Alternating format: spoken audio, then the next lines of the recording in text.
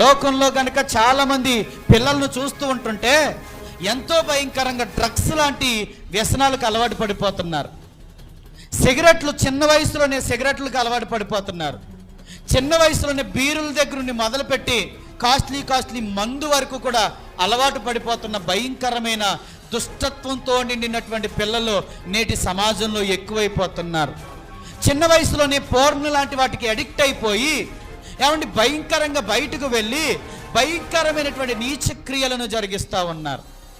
ఎంత ఘోరమైన పరిస్థితి అంటే వాడికి పాపం ఎలా చేయాలో కూడా ఎవరు చెప్పకుండానే సమాజంలో ఉన్న పనులను బట్టి నేర్చుకునే దుస్థితికి దిగజారిపోయి ఆ పనులను బట్టి ఇంట్లో తల్లిదండ్రులకు తలనొప్పిగా మారిపోతున్నాడే కానీ సంతోషాన్ని కలుగజేసే పుత్రునిగా అయితే ఉండట్లే.